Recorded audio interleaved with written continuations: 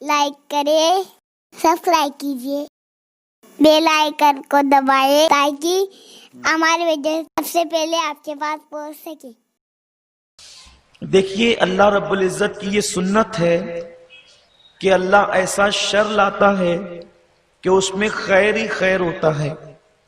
اس وقت پوری دنیا میں دو حکومتیں بڑی تیزی کے ساتھ اپنا پنجہ آزمائی کر رہی ہے۔ ایک تو ایران کی حکومت ہے جس نے ایک مکتبہ فکر کے سر پہ ہاتھ رکھا ہے، اور ایک تو سعودی حکومت ہے جس نے دوسرے مکتبہ فکر کے سر پہ ہاتھ رکھا ہے۔ یہ دونوں گویا کہ اگر میں کہوں تو اس وقت کی سپر پاور آپ اس کو کہہ لیں اسلامی دنیا کے اندر بظاہر، لیکن ایک طبقہ ہے جسے اہل سنت و جماعت کہتے ہیں، پہلے دن سے لے کر آج تک اس کے سر پر کسی حکومت کا ہاتھ نہیں رہا ہے، اور یہ ہمیشہ اپنی حقانیت کی بنیاد پر دین کی اشاعت اور تبلیغ کرتے رہیں، بلکہ اہل سنت حکومتوں سے نفرت کرنے کے معاملے میں اتنے باغیرت ثابت ہوئے ہیں کہ حضرت محبوب الہی نظام الدین اولیاء رحمت اللہ علیہ سے تغلق نے بارہا عرضی کی کہ میں آپ سے ملنا چاہتا ہوں۔ آپ نے فرمایا کہ ہمیں بادشاہوں سے ملنے کا طریقہ ہی نہیں معلوم ہے، کیونکہ آداب اور طریقے تو وہ جانتے ہیں جو ملتے جلتے رہتے ہیں، ہمیں کیا ہے، ہمارا تعلق تو بادشاہ حقیقی سے ہے اور اس کے محبوب صلی اللہ علیہ وسلم سے ہے، بجز سرکار سر کار عالم سروکار بسرکار ندارے، ہمیں تو اس سرکار کے سوا کسی سے کوئی تعلق ہی نہیں ہے، ہم کسی اور سرکار کو کیا جانے۔ ایک دن اس نے آپ کے معتمد اور معتمد خاص جناب امیر خسرو سے کہا، خسرو تو اپنے پیر کو نہ بتانا، وہ ملنے نہیں آتے تو میں اور اجازت بھی نہیں دیتے تو میں خود ملنے آؤں گا، لیکن ان کو اطلاع نہیں کروں گا، چپکے سے آ جاؤں گا، لیکن تو ان کو نہ بتانا۔ جناب خسرو گئے اور کہا بادشاہ جو کرتا ہے کرے، لیکن میں تو حقیقت بتاؤں گا تاکہ میرے پیر کا تقوی سلامت رہے۔ تو آپ نے فرمایا خسرو ہم نے دو دروازے اسی لیے بنا کے رکھے ہیں کہ جب ایک دروازے سے بادشاہ آئے گا تو ہم دوسرے دروازے سے نکل جائیں گے، ہمیں کیا تعلق۔ تو عرض یہ کر رہا تھا کہ یہ مسلک جو اہل سنت و جماعت کہلاتا ہے پیور، ان کا تعلق کبھی کسی حکومت کا ہاتھ انہوں نے سر پر نہیں لیا، اس لیے یہ اپنی غربت کی بنیاد پر، قسم کرسی کی بنیاد پر کبھی مغلوب نہیں ہوئے، بلکہ حقانیت کی بنیاد پر ہمیشہ غالب ہوئے۔ اور آج بھی دو حکومتوں کا آمنا سامنا ہے اور ہم غربائے اہل سنت بیچ میں پس رہے ہیں۔ اسی لیے آپ دیکھیں یمن میں، شام میں جو لوگ کٹ رہے ہیں ان میں سے اکثر کا تعلق اہل سنت و جماعت سے، دو حکومتوں کے درمیان ہم پس رہے ہیں۔ تو یہ دونوں حکومتوں کا اپنا اپنا ایک مسلک ہے، ایک ایرانی مسلک اور ایک سعودی مسلک۔ تو جو سعودی مسلک والے ہیں وہ اہل بیت کے مخالف ہیں، اور جو ایرانی مسلک والے ہیں وہ صحابہ کے مخالف ہیں۔ اور اہل سنت و جماعت ہمیشہ سے یہ نہج پر چلے ہیں، اس راستے پر چلے ہیں کہ ہم نے تو دیکھنا ہی نہیں ہے کہ یہ کون ہے، ہم تو صرف اتنا دیکھتے ہیں کہ اس کا تعلق ہمارے محبوب سے کیا ہے۔ ہمارے لیے سب کچھ اللہ کے بعد ہمارا رسول ہے، ہمارے سب کچھ اللہ کے بعد ہمارا رسول ہے، بلکہ مکتوبات شریف میں حضرت مجدد الفسانی رضی اللہ تعالیٰ عنہ فرماتے ہیں کہ اے اللہ میں تیری عبادت صرف اس لیے کرتا ہوں کہ او رب محمد کہ وہ میرے محمد کا رب ہے، یعنی اللہ کی پہچان بھی، اس کی معرفت بھی ہم حضور کے ذریعے سے حاصل کرتے ہیں۔ اللہ کے حبیب علیہ الصلوۃ والتسلیم سے ہماری نسبت اتنی گہری اور مضبوط ہے کہ ہم نے تو یہ دیکھا کہ منڈی کے اندر ہزاروں خدا تھے جنہیں لوگ خدا کہہ رہے تھے، درخت تو خدا تھے، چاند خدا تھا، ستارے خدا تھے، اور دریا خدا تھا، سمندر خدا تھا، لوگ سب ان کو خدا کہہ رہے تھے۔ ہم نے کہا ہم کیا جانے خدا کون ہے، ہم نے تو ایک کی بات پر اعتماد کرنا ہے، حضور یہ بتائیں آپ کسے خدا کہتے ہیں؟ ہمارے رسول نے کہا لا الہ الا اللہ، بس دل دے کے ہم نے اس خدا کو اپنا رب مان لیا جس کو محمد رسول اللہ نے خدا کہا۔ تو جس کی بھی نسبت حضور علیہ الصلوۃ والتسلیم سے ہوتی ہے، پھر ہم یہ نہیں دیکھتے کہ یہ جوتے ہیں، ہم یہ نہیں دیکھتے کہ یہ کپڑے ہیں، ہم یہ نہیں دیکھتے کہ یہ پانی ہے، ہم یہ نہیں دیکھتے کہ یہ مسجد ہے، ہم یہ نہیں دیکھتے کہ یہ لاٹھی ہے، ہمیں تو یہ دیکھتے ہیں مصطفیٰ جان رحمت سے نسبت کس چیز کو ہے۔ ہمیں جوتیوں سے پیار نہیں، اگر جوتیوں سے پیار ہوتا تو ہم ہر جوتی کو سر پہ لے کے گھومتے، لیکن ہم جوتیوں سے پیار نہیں کرتے، ہم جوتیوں کو پیر میں پہنتے ہیں، اور جب کسی معزز محفل میں جاتے ہیں تو باہر دروازے پہ اتار دیتے ہیں۔ ساری جوتیاں دروازوں پہ اتاری جاتی ہیں، لیکن ایک جوتی ایسی ہے جو مسجد کے منبر پہ رکھی جاتی ہے، اس لیے کہ ہم جوتی نہیں دیکھتے، تلوہ مصطفیٰ کو جس جوتی نے بوسہ لے لیا بس وہی ہمارے سر کا تاج ہو جاتی ہے۔ جو سر پہ رکھنے کو مل جائے نالے پاکے حضور تو پھر کہیں گے کہ ہاں تاجدار ہم بھی ہیں۔ ہمیں کپڑوں سے پیار نہیں ہے، بس جو لباس محبوب کے جسم سے مس ہو جائے ہم اسے پیرہن رسول کہتے ہیں اور اس کے وسیلے سے دعائیں کرتے ہیں۔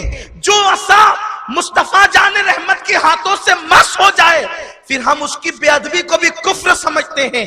پتا چلا ہمارے لیے چیزیں اہمیت نہیں رکھتی، اور بڑھ کے یہ بھی کہہ دو ہمارے لیے انسان بھی اہمیت نہیں رکھتے، ہم تو نسبتیں دیکھتے، ہم تو نسبتیں دیکھتے ہیں۔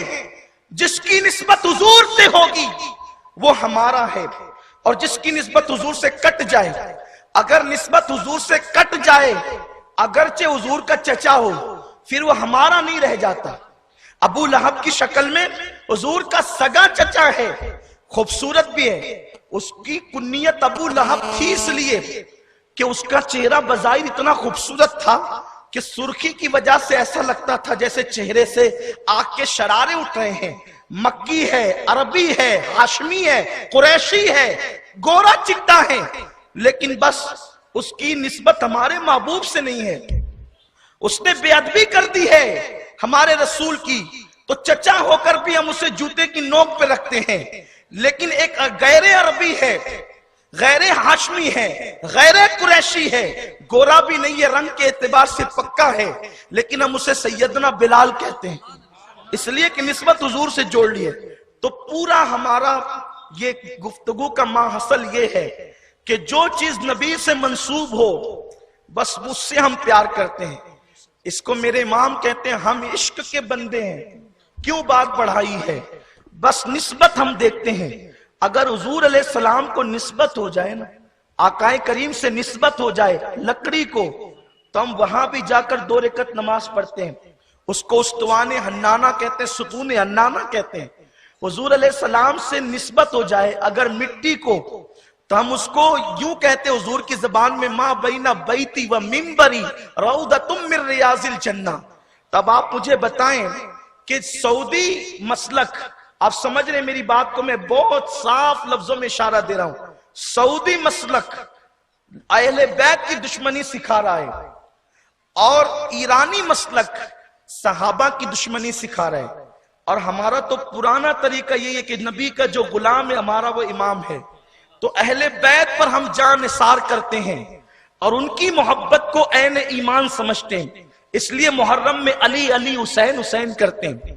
لیکن محرم الحرام میں لوگ جشن صحابہ مناتے ہیں، ہمیں اعتراض ہے ان دنوں جشن صحابہ منانے پر، اس لیے کہ بے وقت کی شہنائی اچھی نہیں لگتی، شہنائی بجانے کا بھی وقت ہوتا ہے۔ یہ مثال دے رہا ہوں، شہنائی جائز نہیں ہے، ورنہ آپ کہیں گے کہ انہوں نے جواز کا فتویٰ دے دیا، ویسے میں مفتی نہیں ہوں لیکن بات مثال دے رہا ہوں۔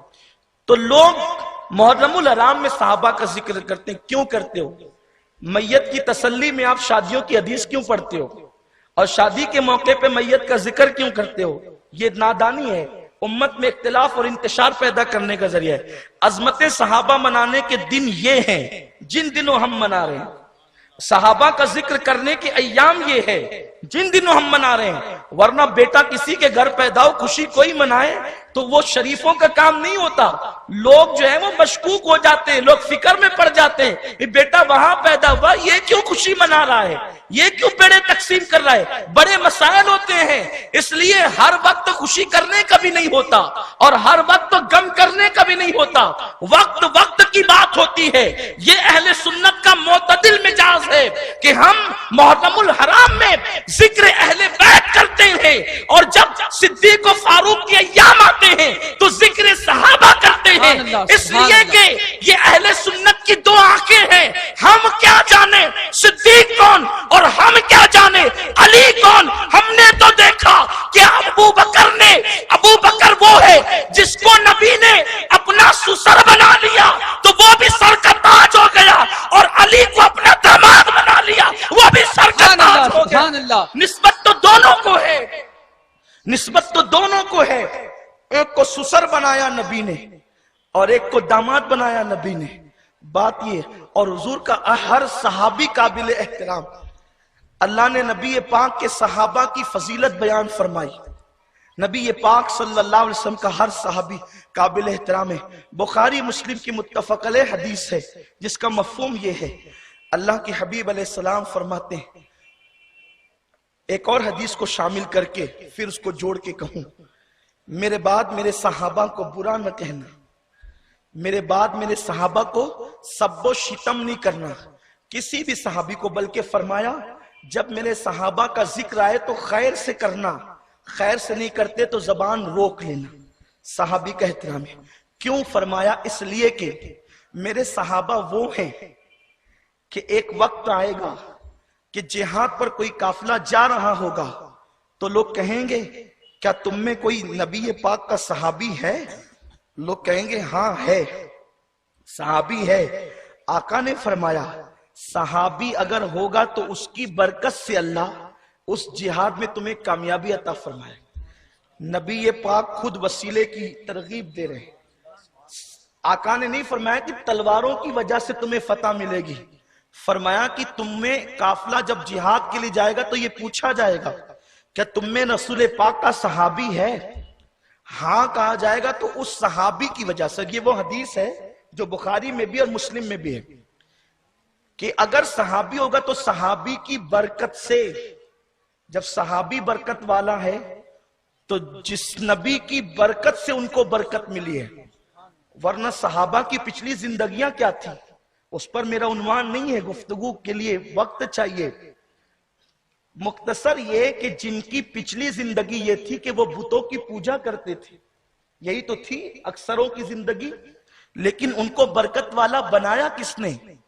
आमिना के लाल ने। तो जिनकी बरकत से फतह व नुसरत मिले वो हुजूर के सहाबी। फरमाया इतना ही नहीं, फिर जिहाद पर एक काफिला जाएगा तो पूछा जाएगा क्या कोई तुम में ऐसा भी है जो नबी के सहाबी को देखने वाला यानी ताबई है? लोग कहेंगे हाँ वो है। आका फरमाएंगे उसकी बरकत से भी तुम जीत जाओगे जंग। यानी सिर्फ सहाबी बरकत वाला नहीं, जिसने सहाबी को देखा वो ताबई, वो भी बरकत वाला। तो रसूल पाक सल्लल्लाहु अलैहि वसल्लम ने सहाबा की अजमत बताई और फरमाया मेरे सहाबा सब के सब नेक है। खियारे कुम फरमाया तुम में सबसे नेक है। तुम जितने नेक बन सकते हो तहज्जुद से, सुजूद से, रुकू से, कयाम से, कऊद से, जिक्र से, अस्कार से, तुम सारी चीजें कर लो, लेकिन मेरे सहाबी के दर्जे को नहीं पहुंच सकते क्योंकि वो तुम सब में नेक है। तो जो नेक हो हम सब में, तो फिर हम क्यों हजरात सहाबा किराम रिदवानुल्लाहि ताला अलैहिम अजमईन को माज़अल्लाह सब्बो शितम करें? वो लोग बड़े पलीद हैं जो सहाबा को गालियां देते हैं, इसलिए कि सहाबी को गाली देने का सवाल ही पैदा नहीं होता। अभी अगर वक्त में गुंजाइश रही तो हम अपने नौजवानों को बताएंगे कि लोग बातें गढ़ कर बयान करते हैं, अगर उनसे आप सबूत पूछें तो लोग सबूत नहीं पेश कर सकते। और ये अहले सुन्नत की अपनी तबीयत है कि हम जो बात करते हैं सबूत से करते हैं। किसी भी रसूल पाक के किसी भी सहाबी को, हत्ता कि वो जनाब अमीर मुआविया हो या जनाब अबू सुफियान हो या जनाब वहशी हो, हुजूर का कोई सहाबी हो, आप किसी को सब शितम नहीं कर सकते। क्यों नहीं कर सकते? बस एक बात, हम तो इश्क वाले लोग हैं। हम क्या कहते हैं? हम मदीने मुनव्वरा की गली के कुत्तों का एहतराम करते हैं। क्यों एहतराम करते हैं मदीने की गली का? कुत्ते से प्यार है? नहीं, बात फिर वही आती है, कुत्ते से कोई प्यार नहीं है। कुत्ता वो है कि दरवाजे पे खड़ा रहे तो रहमत के फरिश्ते नहीं आते। फिर हम कुत्तों से, मदीने शरीफ के कुत्तों से क्यों प्यार करते हैं? इसलिए कि वो हमारे महबूब की गली का कुत्ता है। हम कुत्ता नहीं देखते, हबीब की गली देखते हैं। तो जब नबी के गली के कुत्ते से प्यार करते हैं तो नबी के सहाबा की तौहीन हम कैसे कर सकते हैं? नबी के सहाबी की बेअदबी कैसे कर सकते हैं? कमेंट शेयर जरूर करिए।